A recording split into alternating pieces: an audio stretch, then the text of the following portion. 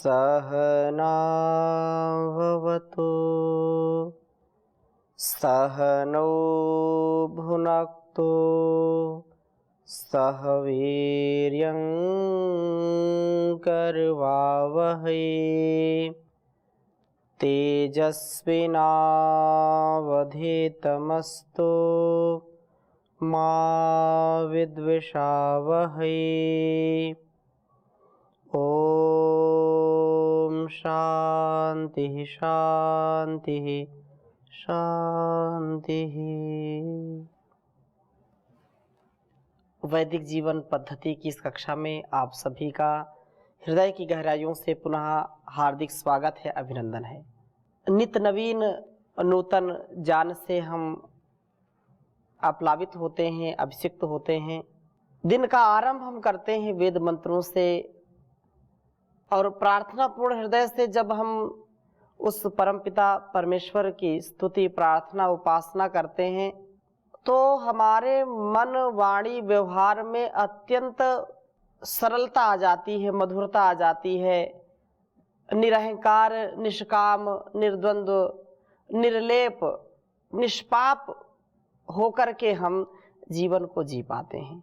यूँ तो संसार में जीने के लिए पशु पक्षी भी जीवन जीते हैं, अलग अलग हम देखते हैं कितने प्रकार के जीव जंतु जीवन जी रहे हैं, मनुष्य भी जी रहे हैं।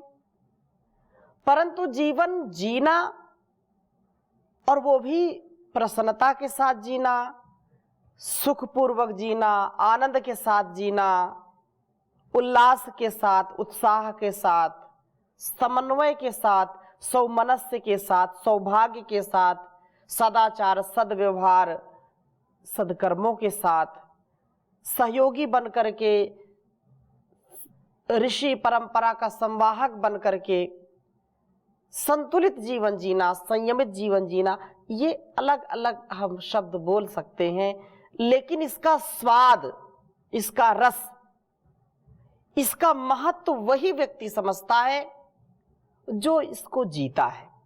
कितना आनंदमय जीवन होता है जो अध्यात्म जीवन जीते हैं, जो निष्पाप जीवन जीते हैं, आसुर भावों का विनाश करके जीते हैं जीवन को। अर्थात आसुरी प्रवृत्तियां जो हमको बार बार पतित करती हैं, बार बार हमको अधोगति की ओर ले जाती हैं, उनसे बचने का एक उपाय है स्वाध्याय। और वेदों का स्वाध्याय नित्य प्रति हम करते हैं। कम से कम एक एक मंत्र का स्वाध्याय हम कर लें नित्य प्रति, तो इतना आनंद, इतना उत्साह रहेगा। उसी भाव को हम हर पल हर क्षण जीने का प्रयत्न करें। ऋग्वेद के चतुर्थ मंडल का हम स्वाध्याय कर रहे हैं। चतुर्थ मंडल में हम 42वें सूक्त का स्वाध्याय कर रहे थे और पहले मंत्र में यह प्रार्थना की गई थी कि मैं क्षत्रिय व विश्वायु बन करके शरीर राष्ट्र में शक्ति व ज्ञान का विस्तार करता हूँ, प्रयत्न करता हूँ कि मेरा जीवन श्रमशील हो, उद्यमशील हो, उपासक बन करके जीवन जीऊँ, उपासना से युक्त जीवन जीऊँ, वासना मेरे अंदर अपना जाल ना बिछाए, उपासना से मैं इन वासनाओं को दूर करूं। दूसरे मंत्र में भी बहुत सुंदर बात कही है। कहा है कि ओम अहम राजा वरुणो मह्यम तान्य सूर्याणि प्रथमा धारयन्त कर्तुम सचन्ते वरुणस्य देवा राजा में कृष्ण रूपस्य वव्रेहे। ये बहुत सुंदर बात है। जैसा पहले मंत्र में पहली पंक्ति जो बदली है, दूसरी पंक्ति तो एक जैसी ही है। प्रार्थना की है इस वेद मंत्र में कि वरुण की उपासना करता हूं, मैं स्वयं भी राजा वरुण देदीप्यमान वरुण बन जाता हूं। मह्यम मेरे लिए सब देवा देवतानी उन प्रथमा मुख्य असुरयाणी असुरों का जो विघातक बल है उन बलों को धारयंता धारण करते हैं। इन बलों को प्राप्त करके मैं आसुर भावों का विनाश करके देव बन जाता हूं। देवावृत्ति अर्थात जो देववृत्ति है, देवत्व का स्वभाव है, तो देववृत्ति के पुरुष वरुणस्य कृतुम, वरुण की प्रज्ञा व शक्ति को सचनते प्राप्त करते हैं। मैं भी कृष्टेह श्रमशील उपमस्ते उपासक के वव्रेह रूप का राजामी, राजा बनता हूं। भाव यह है कि प्रभु की उपासना से असुर विघातक बलों को प्राप्त करके मैं प्रभु जैसा ही बनता हूँ, प्रभु जैसी ही मेरी स्थिति बनी रहे और निष्पाप जीवन में जीऊं। सच्चा साधक, सच्चा उपासक और सच्चा देवत्व का भाव कब जागृत होगा? जब हम इन इंद्रियों के संकीर्ण, तुच्छ, क्षणिक सुख की कामना नहीं करेंगे। इन इंद्रियों में यदि हम फंस गए, इनके सुखों में फंस गए, तो पाप से हमको कोई बचा नहीं सकता। हम पाप से बचें, इंद्रियों का नियंत्रण करें और आगे बढ़ने का प्रयत्न करें, क्योंकि संसार में वही व्यक्ति आगे बढ़ता है जो वेद के मंत्रों का, वेद के अभिप्राय को, वेद के उपदेश, आदेश, संदेश को आत्मसात करते हैं।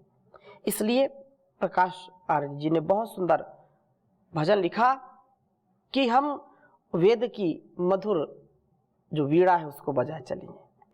मधुर वेद वीणा बजाए चला जा, जो सोते हैं उनको जगाए चला जा। मधुर वेद वीणा बजाए चला जा, जो सोते हैं उनको जगाए चला जा। निराकार प्रभु है सभी में समाया, सभी जन है अपने ना कोई पराया। घृणा फूट मन से मिटाए चला जा, जो सोते हैं उनको जगाए चला जा। चुराना नहीं लोभवश धन किसी का, दुखाना नहीं तुम कभी मन किसी का। ये संदेश घर घर सुनाए चला जा, मधुर वेद वीणा बजाए चला जा। जगत युद्ध की ज्वाला में जल रहा है, प्रबल चक्र अन्याय का चल रहा है। जगत युद्ध की ज्वाला में जल रहा है, प्रबल चक्र अन्याय का चल रहा है। मनुजता जगत को सिखाए चला जा, जो सोते हैं उनको जगाए चला जा। अखिल विश्व में भावना भव्य भर के, स्वकर्तव्य उद्देश्य को पूर्ण करके, तुलसी राज का ऋण चुकाए चला जा। मधुर वेद वीणा बजाए चला जा। प्रकाशार्य ग्रामों गली हाट घर में, नगर देश देशांतरों विश्व भर में। प्रकाशार्य ग्रामों गली हाट घर में, नगर देश देशांतरों विश्व भर में। दयानंद की जय मनाए चला जा, मधुर वेद वाणी तू गाए चला जा। जो सोते हैं उनको जगाए चला जा, जो सोते हैं उनको जगाए चला जा। तो हम स्वयं भी वेद के इस रहस्य को समझें, वेद के मंत्रों का स्वाध्याय करके उनके अर्थ का बोध करके जीवन में जीने का प्रयत्न करें। तो यहाँ पर जितेंद्रिय व निष्पाप जीवन हमारा हो, इसके लिए बहुत सुंदर वेद मंत्र है। तीसरा वेद मंत्र, इसको आपके समक्ष में रखता हूं, फिर चर्चा करता हूं। ओम अहम इंद्रो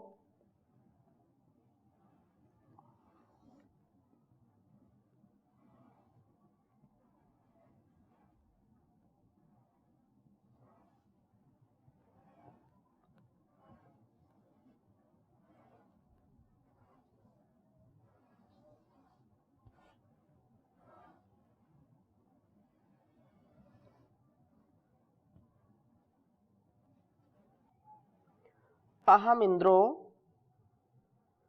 वरुणस्ते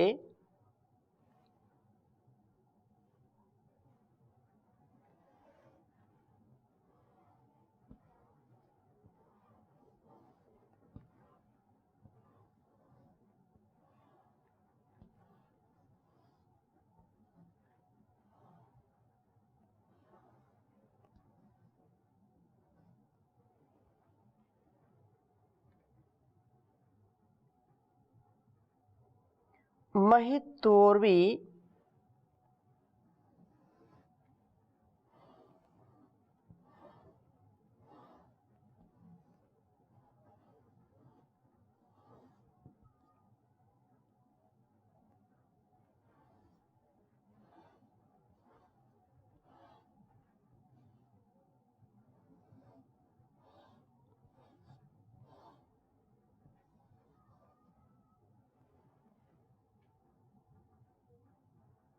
गभीरे रजसी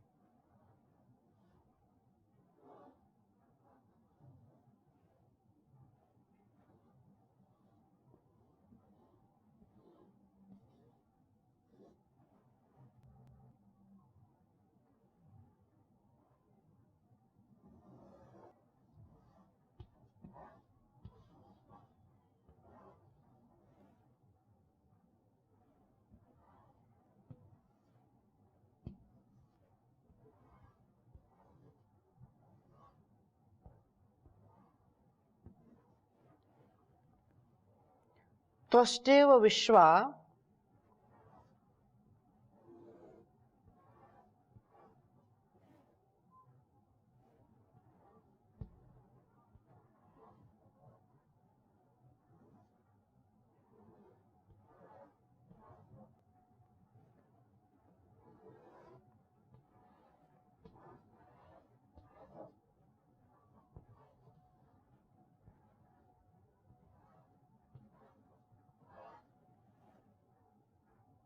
भुवनानि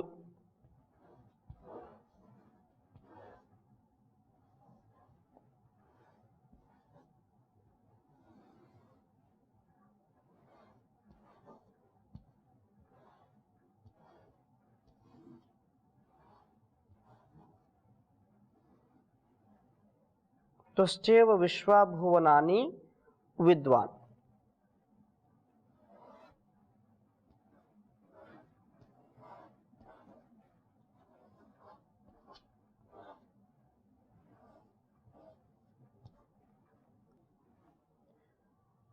स्मैरम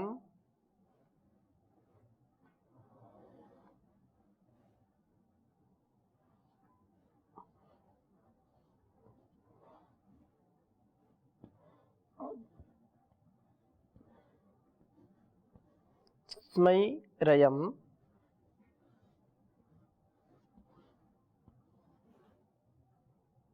रोदसी धारयम् च।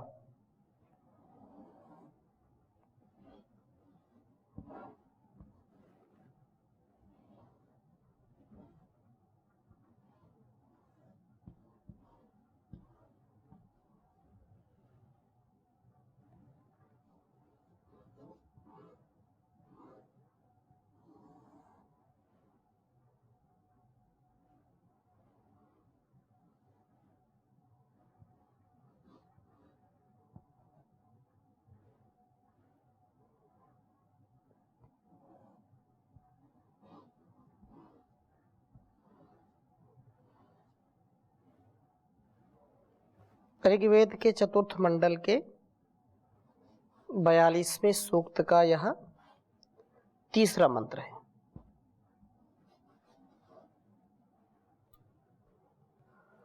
ओम अहम इंद्रो वरुणस्ते महित्वोर्वी गभीरे रजसी सुमेके त्वष्टेव विश्वाभुवनानि विद्वान् स्मरयं रोदसी धारयं च।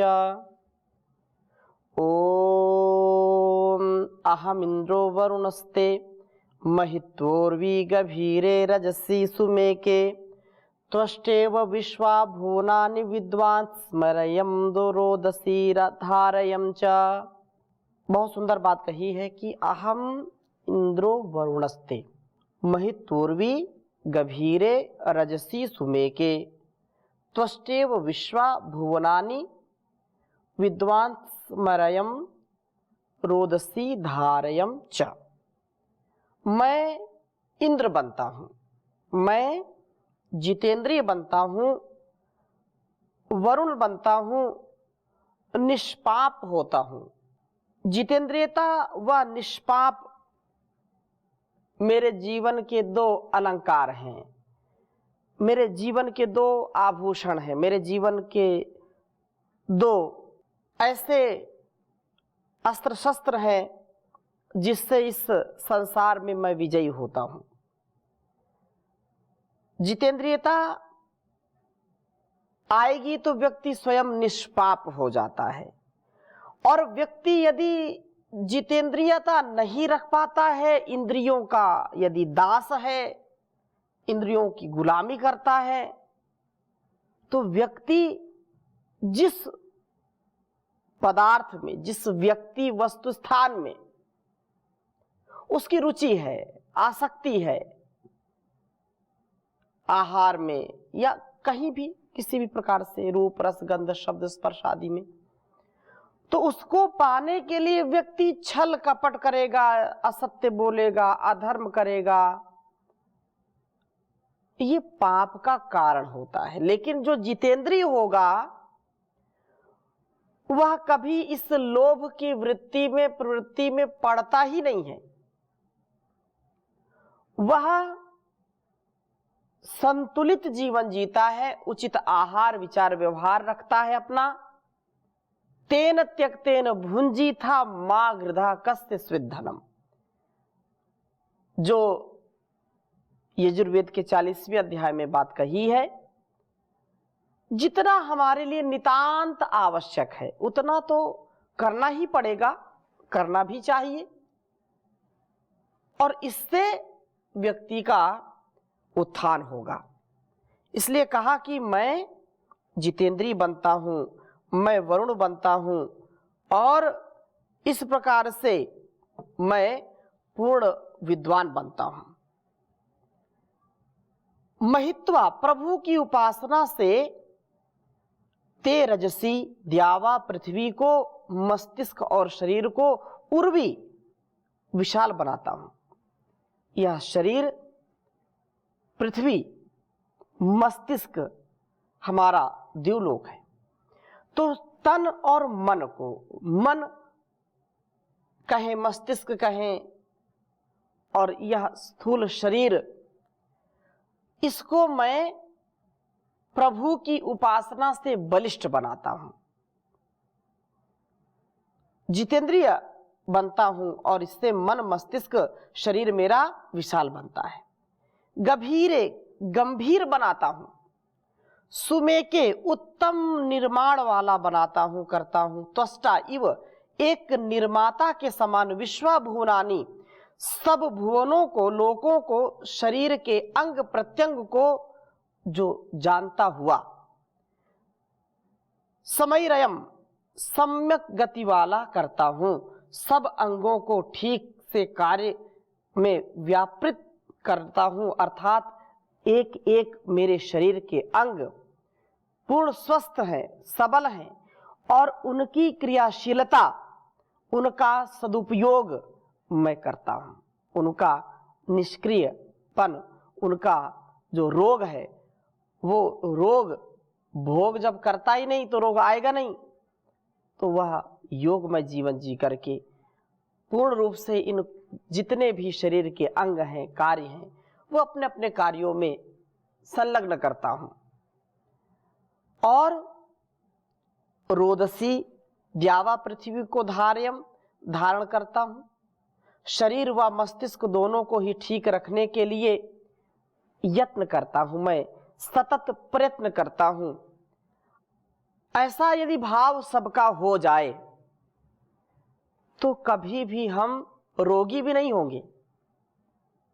वेद बीज रूप में हमको संकेत करता है, इंगितेन चेष्टितेन निमिषतेन। जैसे आचार्य की बात आदेश निर्देश देते नहीं, वो संकेत करते हैं, तो ऐसे ही वेद का हमको आदेश उपदेश मिलता है संकेत में, और हम उसको कितना विस्तृत कर सकते हैं, उससे कितना लाभ ले सकते हैं, ये हमारे ऊपर निर्भर करता है। इसलिए हम जितेंद्रिय बने, निष्पाप बने, और निष्पाप बनकर के, जितेंद्रिय बनकर के हमको मिलेगा क्या? उससे हमारा शरीर स्वस्थ रहेगा, उससे हमारा मन स्वस्थ रहेगा, मस्तिष्क ठीक रहेगा, और ये दो चीजें ठीक हो जाए तो जीवन जीने का आनंद ही अलग है। कोई भी व्यक्ति नहीं चाहता बीमार होना, लेकिन आहार विचार व्यवहार की त्रुटि से, उस पर नियंत्रण ना होने से व्यक्ति सैकड़ों बार बीमार हो जाता है, रुग्ण हो जाता है। मानसिक बीमारी, कभी शारीरिक बीमारी, समय देता नहीं, भोग में, वासना में यह जीवन का जो स्वर्णिम अवसर है, जो उपासना का अवसर है, उसको खो देते हैं। इसलिए हम प्रभु से प्रार्थना करें कि हम श्रेष्ठ जीवन जिएं और कभी भी इससे विपरीत न जिएं, तो हमारा उत्तम जीवन होगा। जो वेद मंत्र में कहा कि यह शरीर और मस्तिष्क जो हमारे जीवन के उद्धार के लिए मिला है, और यह बेकार ना हो, उससे पहले हम इसका सदुपयोग कर लें। कोई साधन मिला है, किसी को गाड़ी मिली है, 4 व्हीलर हो, 2 व्हीलर हो, कोई भी, लक्ष्य तक पहुंचने के लिए, और उसको हम ठीक उपयोग ना करें तो त्रुटि किसकी है? हमारी।